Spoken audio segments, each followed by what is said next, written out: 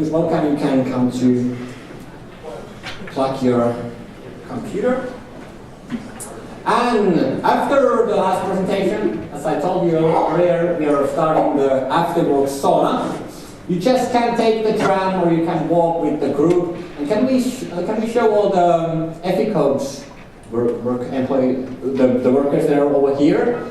You can follow these persons. Are you walking? Yes. Yes, they're walking. It's 1 kilometer and there's some really nice weather. So you can walk with them to the Warriors Cafe where will be hot dogs, beers, coffee, nice get together with networking and sauna. And there's towels if you like to go to sauna. Okay, I think we are ready for the last presentation. Here's Tommi Berg, who comes from Elisa, head of service operations, and he will tell you how to make a cloud-native software development. Thank you. Thank you.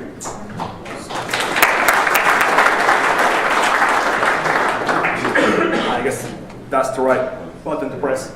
Okay, I'm really excited to be here. I guess this is the largest crowd that I've ever talked on. My name is Tommi. My topic is our road towards more cloud-native development. It's a road because I can't say that we are fully cloud-native, so I tell you a bit about where we are and how we have got there. A couple words about my background. I've been a software developer for over 15 years. I've been a DBA, software architect, agile coach, and now head of service operations in software service business unit in Elisa production. I guess this is an old company afternoon because we are also quite an old company, even older than OP. We have a history of over 130 years. We do the telecommunication, ICT, and online services. We started as a local telephone operator in Helsinki area, and about 1990s we moved from a local to be a national. We have also been driving new innovations all our existing time. Example, I guess the first automated switchboards were in use in Elisa. So that happened quite a long time ago. We are now, our strategy says that we are providing experience and productivity through new service, and that has led us to this 15%. Anyone can guess what this means related to our new services? Innovation. Time for innovation. Not quite, but I hope. 15% is our revenue. 15% from our revenue comes in Elisa's new services. And for a telecommunication company, that's a high number. I guess we are number 2 in the world, only led by Japanese operator Docomo. And that brings us back to my business unit, software service. Software service is a business unit that is developing Elisa's online services for consumer customers. Besides this, we also have other units that are heavily in the IT side. We have company IT, which is developing internal IT solutions. There are a couple of guys from there. We also have platform and hosting services. Also a couple of guys are sitting over there. And together we are doing Elisa's IT service. We also have a daughter companies Appelsini, which is doing corporate customers, and the Sulake is doing Hub Hotel different service, and Videra is doing a video communication service. But those software service, we are developers, designers, DevOps people. We have about 100 internal developers in software services. We also have an external workforce, about the same amount. And we have been building our consumer online services from the scratch. We use best possible platforms, and if there's something ready-made that we can utilize, we use it. But I guess most successful products has been done from the scratch. Let's run few, for example. Elisa Vihde is our development. I guess Elisa Vihde actually made the whole Vihde category in Finland. There wasn't any IPTV entertainment solution called Vihde before we deployed it. It started as a Saunalahti, Saunavisio, actually about that old company. If you're talking with the old Elisa people, they will most likely tell you which company they did work before Elisa bought that company. So I come from Saunalahti history. Saunavisio was the first incarnation of this, and it has been reworked many times since then. You can use it on your mobile phone, PC, of course, set-top box. We have IPTV, VOD, personal recordings. Elisa Kirja, also internal development, largest e-reading service in Finland. E-books and audiobooks, at least I fancy the audiobooks much because I listen them while I'm traveling to work. Elisa Lompakko, first contactless local payment service in Finland. Also have a nice feature of virtual credit cards. So when you're shopping online, you don't have to use your main Visa card in every web shop. You can just create a new one and cash it after you bought that one purchase. We're also developing online sites and web portals and web shops. So we try to provide best possible experience for our customers who are buying our subscriptions as well. So there's lots of the development in lots of different areas. About how we transfer this to a cloud native or how our road be. Of course, our projects are very different as OPs, so not everything can fit into one box. So this kind of, we try to figure out what are best tools for the team so that they can adapt and they can start using those tools and techniques. And that's how our road started. There's an internal open space a few years ago. We talked about configuration management, and some teams were using Puppet and explaining that this is the best tool ever. Then it kind of slipped away and we didn't do anything about it, but we started thinking that maybe there is something behind that. And we actually sent the team to interview almost each of our development teams. They interviewed about 12 or 15 teams and asked them what would benefit your team most. And the answer was deployment automation, surprisingly. So that was something that we started to drive for. We set a bunch of architects together and start thinking about the tools and methods.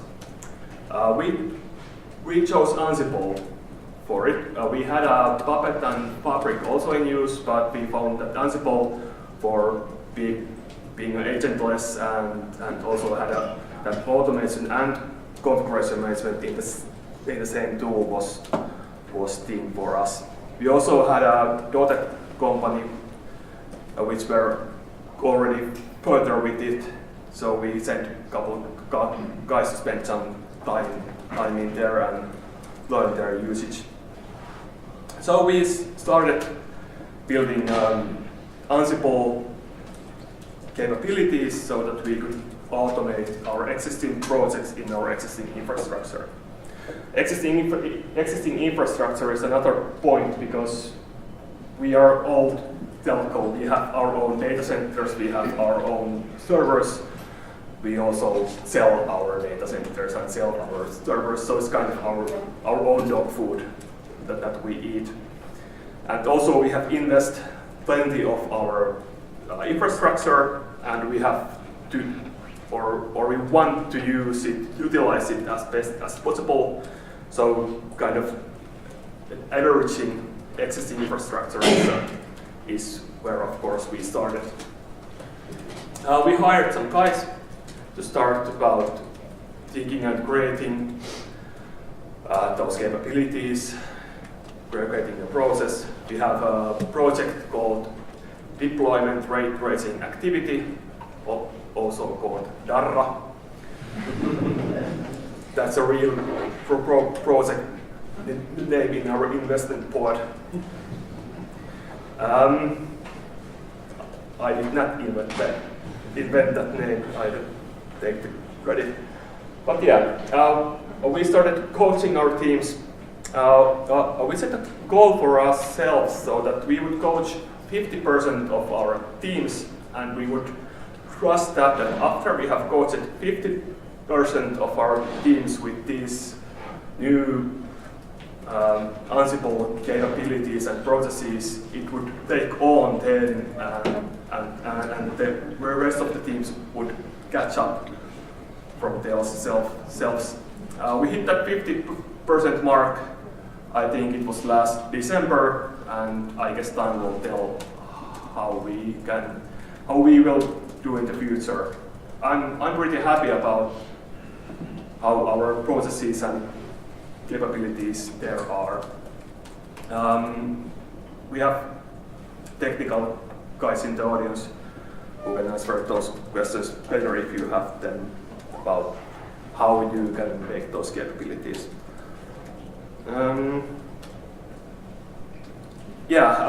Another point, why the 50% and not all, those teams are really different. We have a new project that already did have a fully automated deployment, for example, done by Puppet and Fabric and some other tools. So there's no point of interfering those teams. They already work, and when they are doing a development on the infrastructure, then they could adopt those common capabilities. But yeah, we also had teams that were running a 10-year-old shell scripts, and those were kind of the first thing that we could tackle on. And then we also started thinking about what next. For me, I started to running an idea about infrastructure as a code. Kind of old legacy process of when we're starting something from the scratch is that business sits together with the designers and architects and start designing the product or the service. Then we go to development, develop it together with the business, got some ways to doing least viable products and everything. And when we are ready to go live, we would order infrastructure, servers, load balancers, firewalls, networks by a ticket. And then we would wait on that ticket. And when we finally would have the infrastructure, we would deploy it, and when we would first run the applications, we would notice that the firewalls were incorrectly designed and it doesn't really work. So instead of that, let's think about infrastructure as a code, as a configurations that lives beside the code, and while we develop it, it would change, and when we need to test it in the development, we would just press the button and get everything done by pressing a button. The servers, the firewalls, the networks, everything. We of course did have a virtualization platforms already, and also some kind of cloud platforms. We could also use the public clouds. We actually do have some services that use public clouds, but still being a telecommunication operator, there are things that needs to be run in our data centers. So that actually led to a point that we need to make our own private cloud with a good API capabilities so that we could build the automation on top of it. So we built our own private cloud, yet another one. Then comes to change in the mindset. We have used to treat our servers like pets. We give them good names: Wolf, Hammer, Beowulf, Almighty. Well, I don't know if those are really good names, but they are unique. They tend to live long. If one of them gets sick, we will nurture them back to health and use a lot of effort while doing that. We had an Artifactory that went down a few months ago. I guess the hosting guys used 3 days to get it back up, and that is unbearable. That's unbearable when you have hundreds or thousands of servers. You just throw that manpower there, use the hands. So we need to start thinking the servers like a cattle. Take a number. If some of them get sick, we get rid of that one and just replace it with the new one. That's a mindset change in the operations, but it's also a mindset change in the development. I still remember those first servers that I logged in 15 years ago. So we can't really, we need to change that mindset also in our developers. Of course, not everything can be cattle. There still be pets in the future, even for us. Some kind of big database servers, for example, they usually just are unique servers. But I guess it's a sense of moving 100% of pets to like 90% of cattle.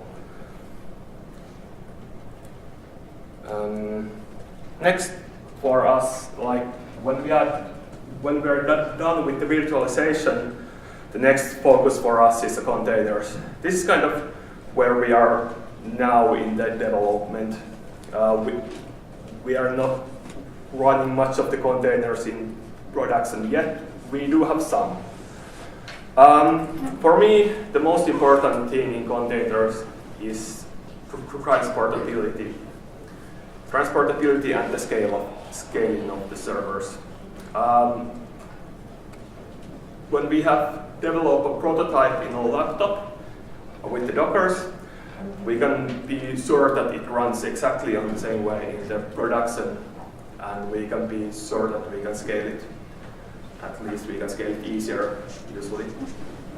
It also kind of helped us that we are not alone with this. I heard the Google guy say that they deploy 2 billion new containers in a week. We don't deploy that much. It doesn't stop there.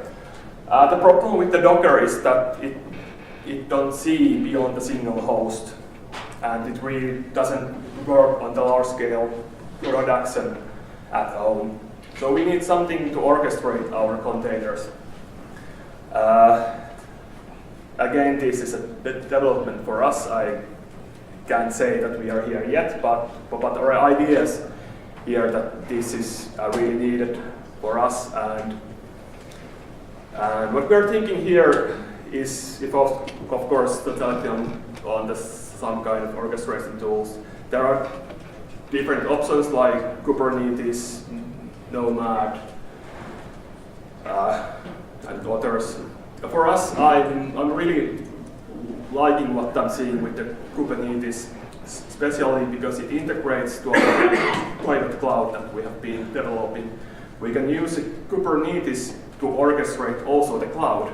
So then we can deploy the new public IPs, load balancers, persistent storage from the cloud to be used in the Kubernetes and to be utilized with the containers. I'm really keen to see this in action. But the people, why we are doing this is not about because this is a cool tech. Of course, tech guys always like the latest and hottest technology like containers. It's about the focus. It's about so that we don't have to waste our time on the manual work on the infrastructure, so that we don't have to send the guy with the screwdriver to add more memory in the data center before the next book expo. It is so that our developers can focus on developing value to our customers, our products together with our business. That's why I believe that the cloud native thinking will bring us more speed to our development and more value to our customer.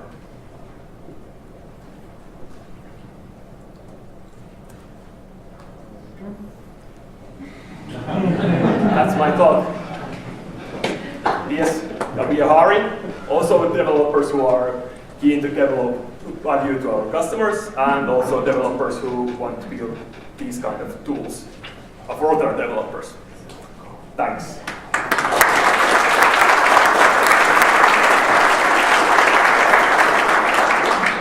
Thank you, Tommi. Do you have any questions for him? Anything? Okay, good. Thank you. Thanks.